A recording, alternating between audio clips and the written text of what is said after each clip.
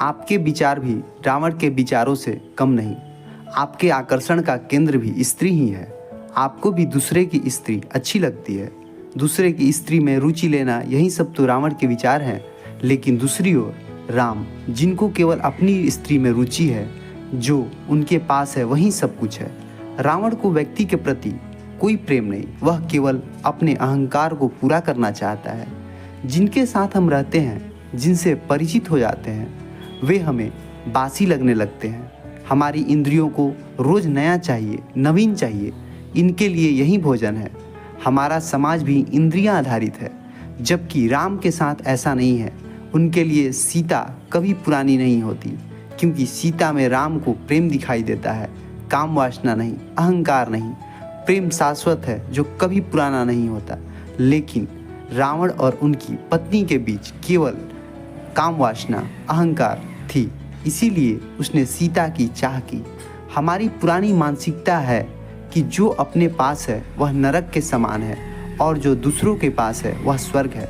जैसे रावण के पास सोने की लंका होने के बाद भी दूसरों के राज्यों और नगरों पर नज़र थी, लेकिन राम को नहीं।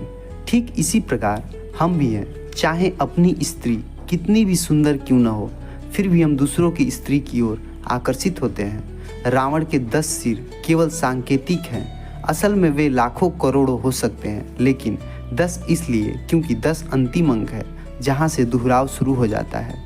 रावण के अलावा हमारे पास भी 10 सिर हैं, जो सुबह से शाम तक बदलते रहता है। याद करिए उस पल को जब आप एक पल में चेहरा बदल लेते हैं। शायद आपको एहसास ना हो, लेकिन जब आपसे कोई उधार मांगे उस समय अपना चेहरा आईने में देखिए, और दूसरी जब आप किसी से उधार मांगने जा रहे हो उस समय देखिए। आप देख पाएंगे कि ये चेहरा एक व्यक्ति के नहीं, 2 अलग अलग व्यक्ति के हैं। जो राम हैं उनसे आप सुख में मिले या दुख में, चाहे वे महल में हो या जंगल में, उनके चेहरे नहीं बदलते। तुम राम की निंदा करो या प्रशंसा करो, यह सब बातों का प्रभाव उनके चेहरे पर नहीं दिखाई देता। स्थिरता का नाम राम है। जिनके पास एक ही चेहरा होता है वे ही राम हो जाते हैं।